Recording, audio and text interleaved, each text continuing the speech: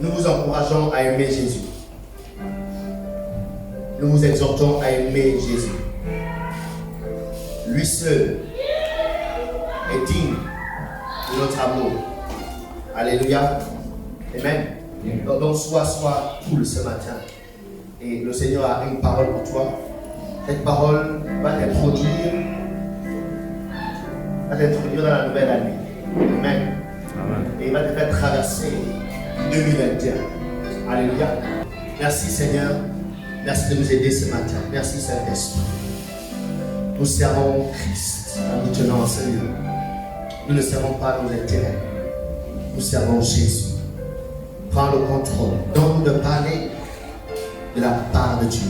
Non pas pour partager nos expériences, partager ce que nous pensons. Mais donne-nous de partager le cœur de Dieu. Donne-nous de partager la volonté de Dieu. Donne-nous de partager la pensée de Dieu. Au nom puissant de Jésus. Amen. Amen. Fixons nos regards dans la parole de Dieu. Telle est notre thématique de ce mois de décembre. Alléluia. Dis à ton voisin, fixe tes regards dans la parole de Dieu. Oh, dis-le bien, fixe tes regards dans la parole de Dieu. Dieu nous dit à la fin de cette année de fixer nos regards dans sa parole pour connaître une réelle liberté. Tu veux connaître une réelle liberté? Jouir d'une réelle liberté. Fixe tes paroles, du moins fixe tes regards dans la parole de Dieu. Ainsi tu connaîtras une réelle liberté. La prophétie est bonne. L'imposition des mains est puissante. Mais la réelle liberté ne vient que lorsque le chrétien décide de plonger ses regards dans la parole de Dieu. Alléluia. Amen. Alléluia. Amen. Donc, cette thème clôture, cette pensée de Dieu, cette vision de Dieu, de faire de nous des personnes libérées. Libérées des maladies, libérées des oppressions, libérées de la méchanceté des hommes, libérées des alliances maléfiques, libérées des autels. Plongeons nos regards dans sa parole. Ainsi, nous connaîtrons une réelle liberté. Et il y a une citation que nous connaissons tous. Je pense qu'elle a été donnée à la fin du 15e siècle par les chasseurs, qui disait que on ne poursuit pas deux lièvres à la fois. Alléluia. On ne poursuit pas deux lièvres à la fois. Parce que quand tu vas arriver, si tu as un groupe de lièvres, certainement tu seras surexcité, du fait que tu as envie de tous les avoir. Mais si tu essaies de poursuivre deux ou trois, à la fin, tu n'auras aucun. Ou bien aucune. Alléluia.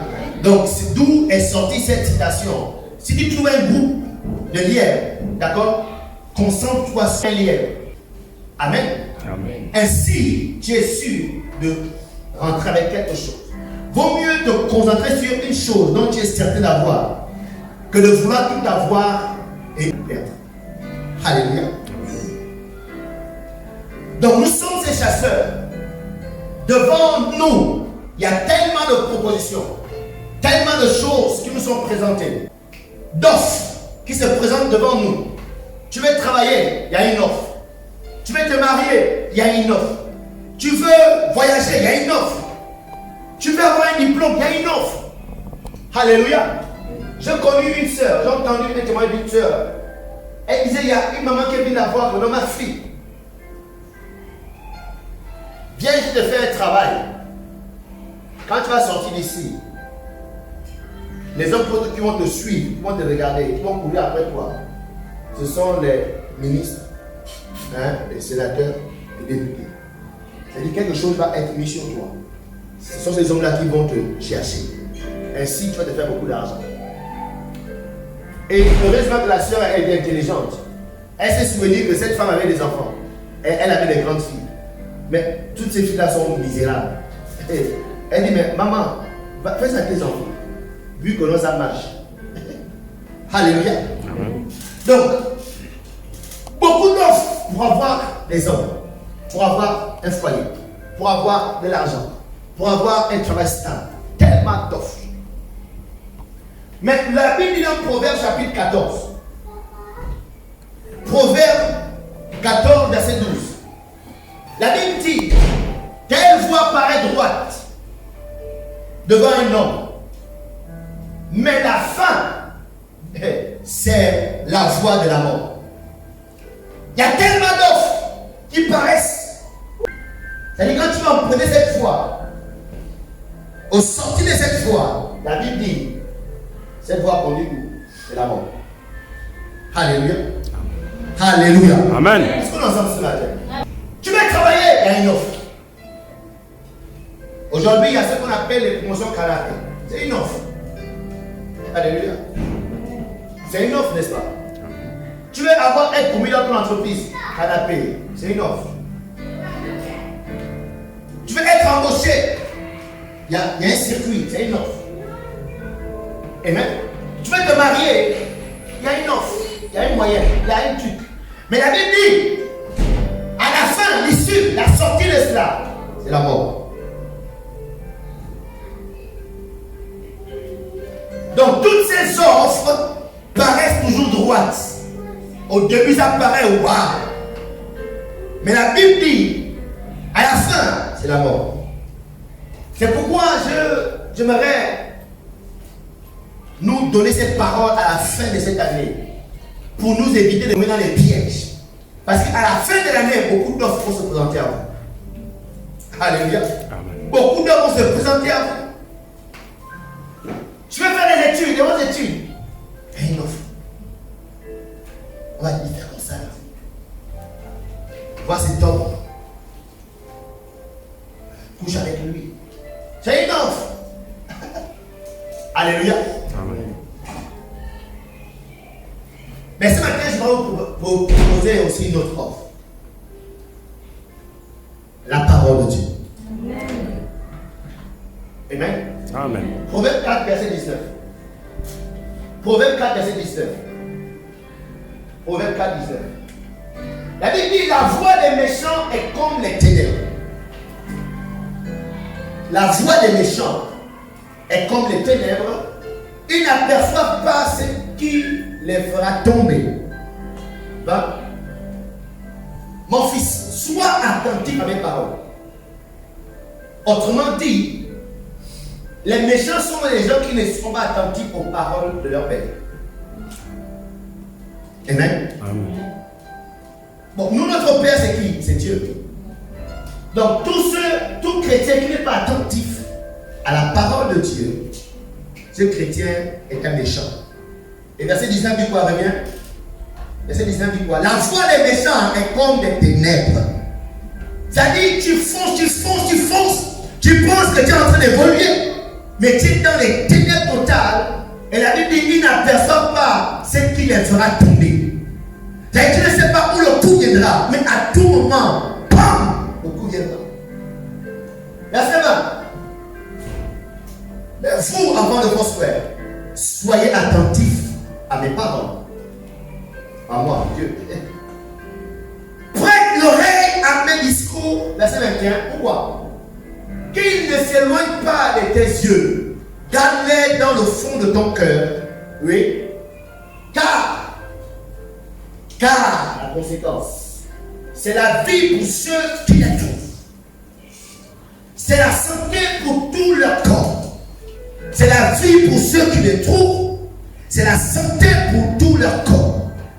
Lorsque un chrétien plonge ses regards dans la parole de son Père, qui est Dieu vivant d'Israël, lorsqu'un chrétien décide de choisir la voie de Dieu, de choisir la parole de Dieu comme source d'inspiration, comme source de pouvoir conduire sa vie, la Bible dit que ce chrétien trouve la vie, ce chrétien trouve la santé de son corps.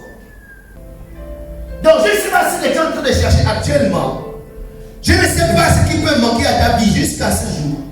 Je ne sais pas si tu désires un salaire, une augmentation de salaire. C'est tout à fait légitime de désirer cela. Je ne sais pas si tu désires un travail plus stable. C'est légitime de le désirer. Ce n'est pas un péché. Je ne sais pas si tu cherches une promotion. C'est légitime de désirer cela. Alléluia. Je ne sais pas si tu cherches une vie meilleure. C'est légitime. Je ne sais pas si tu cherches un mariage stable. Tu cherches cherches à te marier, tu cherches une femme, un homme, c'est légitime. Mais ça devient illégitime lorsque la voie que tu empruntes pour les avoir n'est pas Dieu. Là, ça devient illégitime. Et la Bible dit, la voie des méchants, donc les gens qui sont dans l'illégitimité, d'accord, sont comme les ténèbres. Oui, tu vas avoir ce mari. Oui, tu vas avoir ce travail. Oui, tu vas avoir cette promotion. Mais la Bible dit, à tout moment, bam, un coup. Mais ce matin, nous sommes en train d'apporter cette lumière afin de vous indiquer la voie. Amen. La parole de Dieu est la voie des âmes.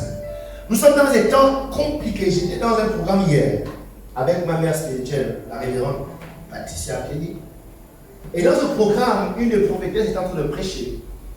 Et elle disait que, on dit qu'en ce moment, le christianisme est out. Ce qui faisait avant la force du christianisme n'existe plus. Ça n'existe plus. Aujourd'hui, on a des adeptes dans les églises, mais non plus des chrétiens, c'est-à-dire non plus des disciples de Christ. Et c'était un groupe, c'était un programme qui rassemblait ceux qui ont participé au réveil des années 80. Et elle disait comment, à notre époque, comment le christianisme était. C'est vrai, il n'y avait pas de belles maisons, il n'y avait pas de voitures, il n'y avait pas de... Mais la pureté du christianisme était là. La parole de Dieu était le centre. Chacun se battait à vouloir plonger sa vie dans la parole de Dieu.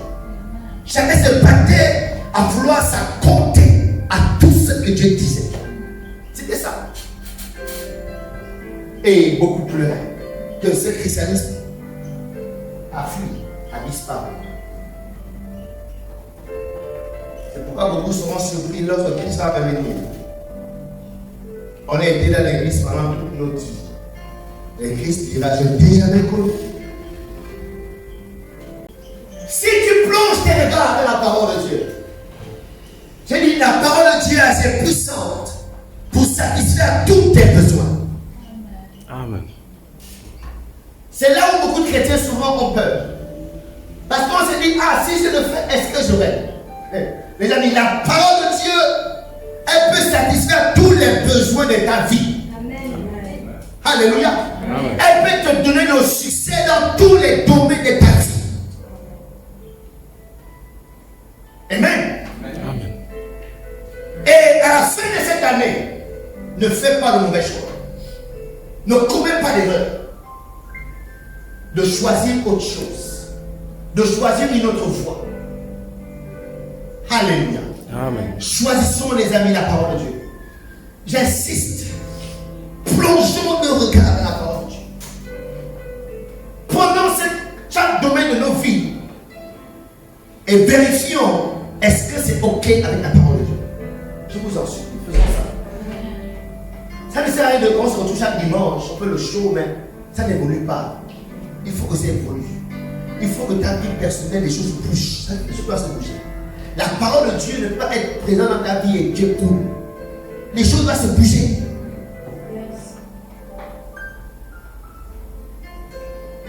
À la fin de cette année, détourne tes regards des hommes. Détourne tes regards de là où tu avais mis ta confiance sur un homme. Où tu as mis ta confiance sur quelqu'un. Tu as mis ta confiance sur un oncle, sur une relation, sur un copain. Et t'en supplie, ne rentre pas en 2022 avec ça.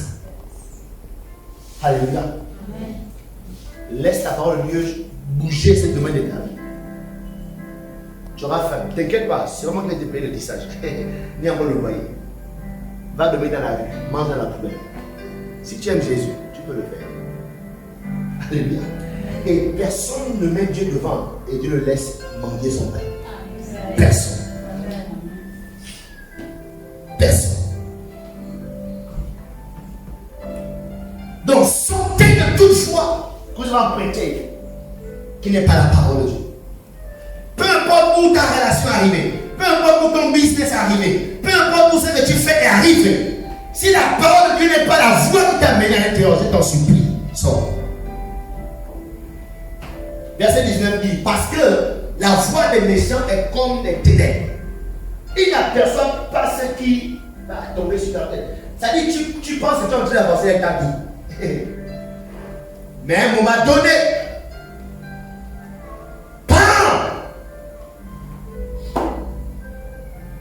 donc, fixons nos regards, les amis, dans la parole de Dieu. Parce qu'elle seule peut satisfaire chaque besoin spirituel, besoin émotionnel, besoin physique. La parole de Dieu seule peut nous donner un, le ciel peut nous donner deux, la terre. Alléluia. Les autres fois vont te donner peut-être la terre, mais jamais le ciel. Mais la parole de Dieu, elle te donnera tout. Elle va satisfaire les besoins de ton corps, les besoins de ton âme, les besoins de ton esprit. Donc, plongeons nos regards à l'intérieur afin que nous puissions connaître le réel bonheur. Un bonheur sans stress, un bonheur sans inquiétude. Où tu es là, tu ne sais pas à quel moment ça va te tomber dessus. Tu ne sais pas à quel moment on va faire les vérifications. À quel moment la police passera par là? À quel moment? Ou bien lorsque la personne sort, tu ne sais pas si elle va rentrer. Une vie non stress, c'est la meilleure des vies. Sinon tu peux habiter dans un château. Mais si tu es sous le stress, tu seras malheureux. Amen. Amen. Et je ne dis pas ça pour exalter la pauvreté. Je n'ai aucune vision de pauvreté de ma vie. Mais la pauvreté n'est pas de Dieu. Alléluia. La pauvreté est même du diable. Amen. Amen. Parce que Dieu, il est riche. Donc tous ceux qui suivent Dieu finissent riches. Alléluia. Amen. Mais il y a ce qu'on appelle le désert. Le désert là qui est le test. Parce que Dieu ne veut que tu le suives pour ce qu'il va te donner. Dieu veut que tu le suives pour ce qu'il est. Il est pour toi, ton Père. C'est pourquoi il met d'abord un désert pour checker ton cœur. Est-ce que ton cœur, c'est pour ce qu'il peut te donner ou pas? Beaucoup malheureusement, face au désert, c'est le tour de Dieu. Et Dieu comprend qu'il était là juste pour. Philippiens 4, 19. Voici ce que Paul a dit à ses enfants spirituels. Il dit, et mon Dieu pourvoira. Et mon Dieu pourvoira à quel de tes besoins? Certains? Non. À tous vos besoins. Selon quoi? Selon... Pas selon ce que le Gabon a. Pas selon l'économie du Gabon. Pas selon la politique du Gabon. Mais selon sa richesse. Avec gloire. Alléluia. Lorsqu'on parle de gloire, on parle de quelque chose du prix. Alléluia. Lorsque Dieu t'a béni, lorsque Dieu est le pourvoyeur de tes besoins, ça dit même si la chose est petite, mais la petite qu'elle est, elle suscite l'envie. Dieu n'a pas besoin de remplir un compte en banque et de donner les milliards pour que tu pries. Non.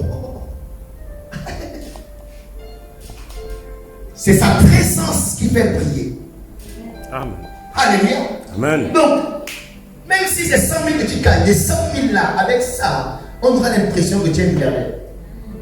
On va voir ta vie, on dit, il y a quelque chose. Tu vas ressembler à quelqu'un qui gagne 5 millions par an. Amen. Amen. Et mon Dieu pourvoira tous vos besoins. Qui pourvoit vos besoins, les amis, c'est Dieu. Travailler, c'est bien. Et les emplois, c'est très bien. Aller à l'école, étudier, c'est bien. Mais sachez une chose, c'est Dieu qui doit pouvoir tes besoins. Ce n'est pas ton travail qui doit pouvoir tes besoins. Romains 1,16 dit ceci. Romains 1,16. Car je n'ai point honte de l'évangile. Je n'ai point honte de l'évangile. Je n'ai point honte. Vous savez, beaucoup d'enfants de Dieu refusent de plonger leur regard dans la parole de Dieu. Parce qu'ils ont honte de l'évangile. Ils ont honte qu'on leur dit que même ma soeur, ton affaire de chrétien là, de la ménopause, cherche-toi quelqu'un et eux. Ils ont honte qu'on leur dit, mais toi aussi fais comme les autres dans l'entreprise. Tu ne suis pas. Depuis là, tu galères avec le même tissage. Parce que tu refuses de faire comme les autres font. Ils ont honte de dire que non, je suis chrétien. Parce que je suis chrétien, je ne peux pas faire ça. Ils ont honte. Mais Paul dit, moi je ne prends honte de l'évangile. Pourquoi? Parce que c'est une puissance de Dieu.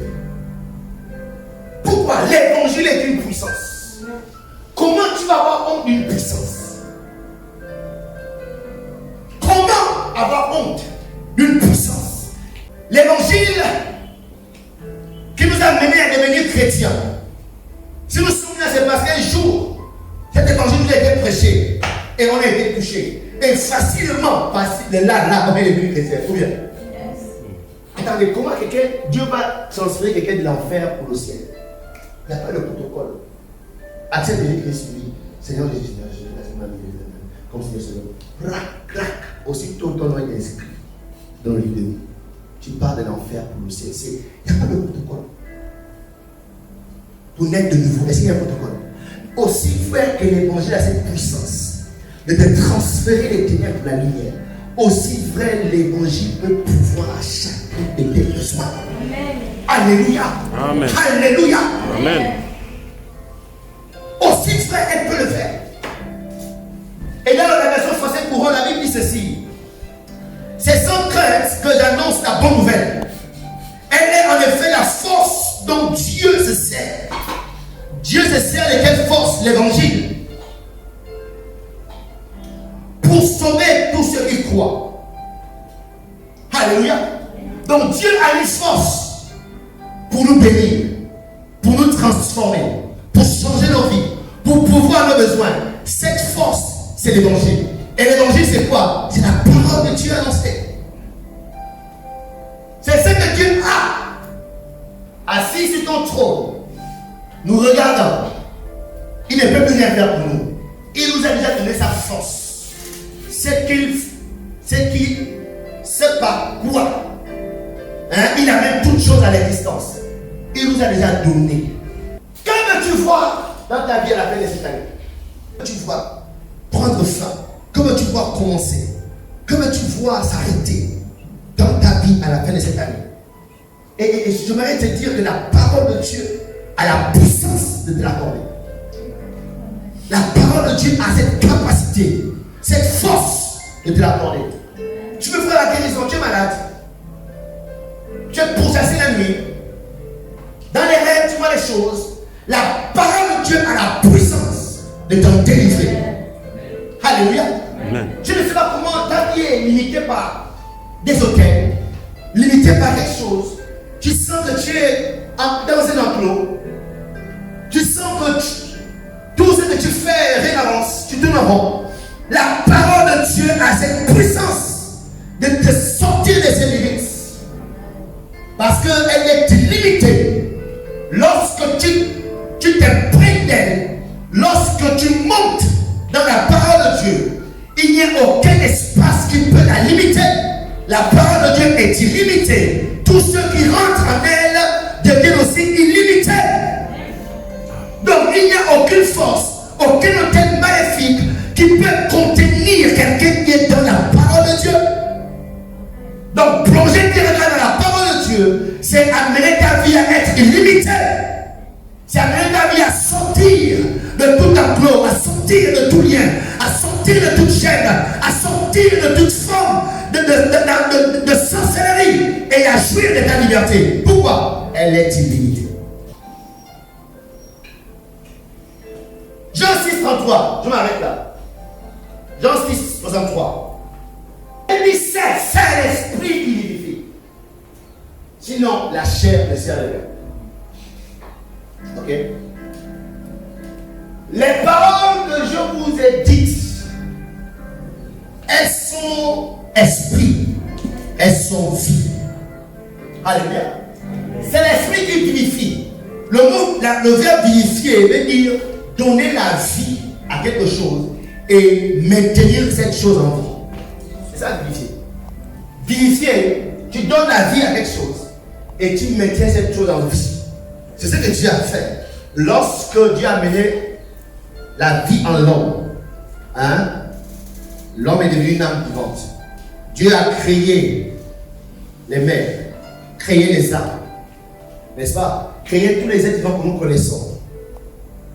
Ces êtres vivants sont devenus quoi? Des êtres vivants. Donc Dieu a amené toutes les choses à la vie. Maintenant, est-ce que les arbres vivent toujours? Oui. Est-ce que les hommes sont encore vivants? Donc après avoir créé, Dieu a mis des lois derrière, des principes, des systèmes pour maintenir toutes ces choses en vie. Sans qu'il ne soit là, il a juste pas. Et Jésus dit quoi? C'est l'esprit qui vit.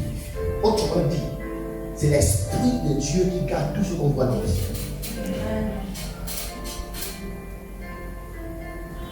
Alléluia. Et Jésus-Christ dit, les paroles que je vous dis, elles sont esprit et vie. Donc la parole de Dieu déclarée devient l'esprit de Dieu. Alléluia. Amen. Donc lorsque un chrétien déclare la parole de Dieu, elle devient esprit. Elle devient esprit de Dieu. Elle devient vie. Sinon aussi longtemps, tu garderas cette Bible, ce livre au chevet de ton lit. Ce ne sera que des écrits noirs sur blanc. Cet écrit resteront juste ton chevet de lit. Aussi longtemps c'est là, même si tu prends et que la nuit tu fais cauchemar, tu montes la Bible aux esprits. Les esprits s'en fichent de la parole écrite. Alléluia. Parce que la parole écrite n'est qu'écrite, du noir sur du blanc. Mais c'est lorsqu'elle est déclarée, lorsqu'elle est dite, qu'elle prend vie. Les paroles que je vous dis, elles sont esprit, elles sont vie. Et c'est cet esprit-là, vivifié, qui garde toutes choses en vie. Tu veux voir ta famille vivre, tu veux voir ta relation vivre, tu veux voir tes finances en vie, déclare la parole de Dieu. Tu veux voir ton mari réussir, rentrer dans ça. La parole de Dieu, elle vivifie. Lorsqu'elle est déclarée, elle engendre. Tout ce qu'elle engendre, elle ne fait pas. Alléluia. C'est pourquoi plonger ses regards dans la parole de Dieu, c'est assurer la survie de ta destinée, la survie de ta relation. Pour ceux qui vont se marier, la survie de ton entreprise, de ton business. Tant que la parole de Dieu n'est pas le socle, n'est pas ce qui garde ce que tu as, ça peut naître, c'est pas un problème. Mais rester en vie là. Parce que c'est Dieu qui a la vie. Ok? Tout le monde peut commencer. Mais pour garder. Quand quelque chose commence, il y a ce qu'on appelle la loi du temps. Le temps est une loi. Alléluia. Tout ce qui naît, d'accord, est confronté à la loi du temps. Donc, quand tu nais, tu dois vivre. Et tu dois mourir. Ok? Donc tu peux commencer quelque chose, une relation, un projet, commencer une maison, commencer. Tant que la parole de Dieu n'est pas derrière, cette chose va finir par mourir. Elle va s'user au plus vite. Mais dès que la parole de Dieu est derrière, c'est elle qui maintient la chose en vie. C'est elle qui va maintenir ton foyer en harmonie. Peu importe les vents et les marées, doit toujours cette harmonie, cette cohésion, cet amour. Pourquoi? Elle vivifie ton foyer.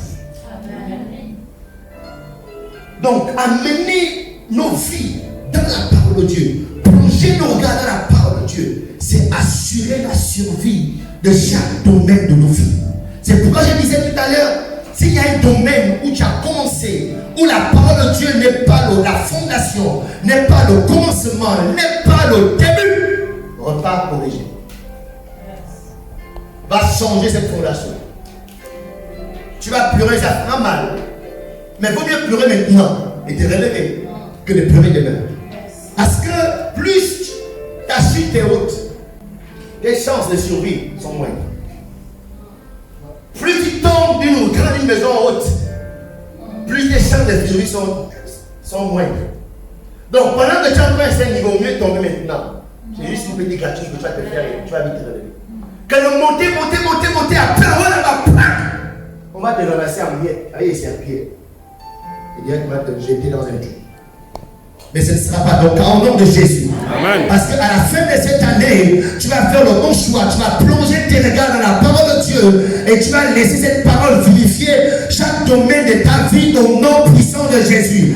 Et je te vois en train d'aller changer les fondations. Je te vois en train d'aller changer les fondations de ta relation, les fondations de tes projets, les fondations de ta vie. Au nom puissant de Jésus. Amen.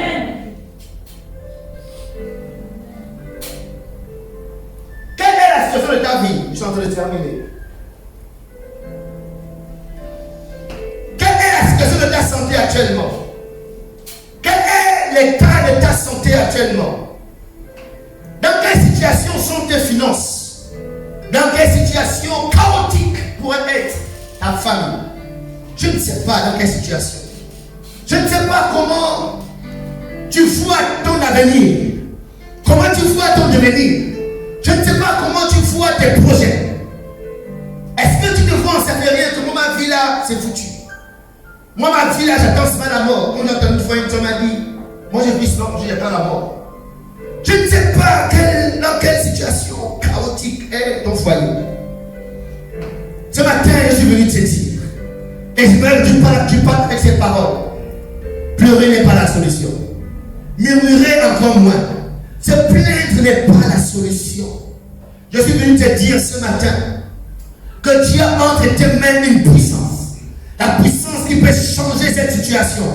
La puissance qui peut redresser ta famille. La puissance qui peut redresser ton affaire. La puissance qui peut redresser ta relation. La puissance qui peut corriger ta santé. Tu l'as à ta disposition. Tu as juste besoin de plonger tes regards à l'intérieur. Alléluia. Amen. Et la Bible dit que Dieu qui avait créé toutes choses. Vous savez, si moi je fais quelque chose, le succès de ces choses, de ce que je fais, est plus probable que si c'est mon fils qui le fait. Si mon fils seulement construit un bateau, vous comprenez que le bateau que moi je vais faire sera plus résistant. Hein? Il aura plus de sens. Que mon fils de 3 ans, il va faire un bateau. Alléluia. Donc nous on bâtit les choses en tant qu'homme. On crée des choses. Mais Dieu a créé la terre. Dieu a créé l'univers. Les amis, Dieu, après avoir créé l'univers, elle dit que la terre là c'était dans le chaos. Donc c'était échec. Dieu a échecé. La terre était chaotique, informée. Il y avait le tohu-bohu. Dieu a créé et il y avait le tohu-bohu. Et la Bible nous dit que aussi longtemps Dieu ne faisait rien. Dieu observait la situation chaotique de ce qu'il avait créé.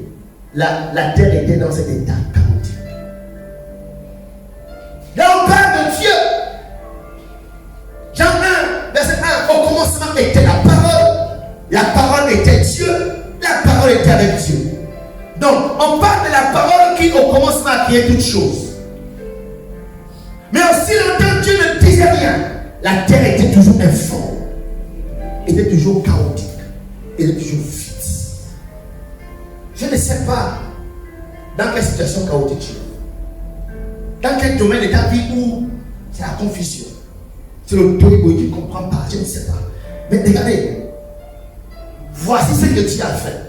Lorsque vous lisez la parole de Dieu, pour corriger le chaos qui existait, pour redresser le chaos qui existe sur la terre, la Bible nous informe que Dieu n'avait rien d'autre de parler.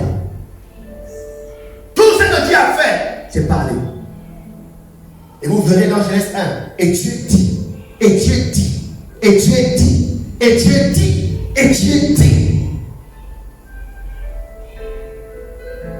Dieu qui est la parole pour changer l'environnement chaotique de sa création. Dieu qui est la parole, il a eu besoin de parler. Il a eu besoin de déclarer encore la parole. Est-ce que Dieu avait besoin de déclarer la parole?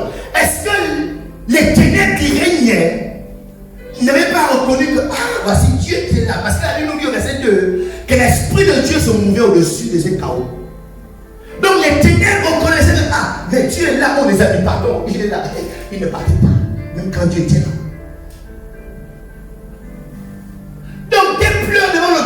s'en fout. La station qui est devant toi s'en fout de tes pleurs, s'en fout de non, je suis chrétien. Les démons ne vont pas te reconnaître comme étant chrétien, ils vont disparaître. Mais lorsque tu vas apprendre à parler la parole, lorsque tu vas apprendre à déclarer la parole, lorsque tu vas apprendre à prononcer la parole, là, ton autorité. En fait, ce n'est pas ton autorité, c'est l'autorité de Dieu qui va être reconnue par. Et la Bible dit que lorsque Dieu a dit, tout ce qui était comme ténèbres a commencé à se retirer. Dieu dit que la lumière soit. Et la lumière fout. Dieu dit que les eaux se séparent avec les mers. Et il fut ainsi. Alléluia. Et ce matin, par le nom puissant de Jésus, je vois ces situations chaotiques qui avaient enveloppé ta vie, qui avaient enveloppé tes finances, enveloppé ta santé, enveloppé ta famille. Je vois ces eaux se retirer au nom puissant de Jésus-Christ de Nazareth. Amen. Et je déclare que tout ténèbre dans ta vie se dissipe au nom puissant de Jésus. Amen. Je déclare que tout eau qui a inondé ta destinée, inondé tes projets, Jésus de se retirer au nom puissant de Jésus. Amen. Et la Bible dit que les eaux se sont retirées. Se sont retirées. Et aussi longtemps il y avait les eaux, il n'y avait pas les plantes. Aussi longtemps il y avait les eaux, il n'y avait pas les trésors de la terre. Il n'y avait pas l'or qu'on pouvait exploiter. Il n'y avait pas le pétrole dont on pouvait jouir. Alléluia. Tout ce qui a bloqué ton potentiel jusqu'à présent, par le nom puissant de Jésus-Christ, j'ordonne à ces choses de se retirer de ta vie. Amen. Aujourd'hui, on peut avoir l'or. Parce que la terre est élevée. Avant, il n'y avait pas ça. Parce que les eaux avaient couvert la terre. Donc, ne pleure plus, Naïla. Ne gémis plus. Ne te plains plus. Mais tiens-toi dans la présence de Dieu et déclare, parle, que la lumière soit dans mes finances, que la lumière soit dans ma relation, que la lumière soit dans mon projet, que la lumière soit dans ma famille, que la lumière soit dans ma santé, que la lumière soit dans mon assemblée, au nom puissant de Jésus. Est-ce que tu peux te mettre debout et commencer à prier? Regarde un domaine de ta vie où il y a la confusion, regarde un domaine de ta vie où tout va mal, et déclare ces paroles, que la lumière soit dans ma santé. Je déclare ce matin que la lumière soit dans cette assemblée. Je déclare ce matin que la lumière soit dans la vie de chaque membre de cette église. Je déclare ce matin que la lumière soit dans la vie de chaque responsable de cette église. Je le déclare au nom de Jésus. Que la lumière soit au nom de Jésus. Que la lumière soit au nom de Jésus. Que la lumière soit au nom de Jésus. On parle sur ta vie. Parle à ces ténèbres. Parle à ces eaux qui t'environnent. Parle à ces eaux qui veulent t'engloutir. Parle à ces eaux qui veulent prendre ta vie, qui veulent prendre ta relation, qui veulent prendre ta famille, qui veulent prendre tes biens, qui veulent prendre tes finances. Et parle ce matin, déclare ces paroles, que la lumière soit au nom puissant de Jésus. Que la lumière soit au nom puissant de Jésus. Que la lumière soit au nom puissant de Jésus.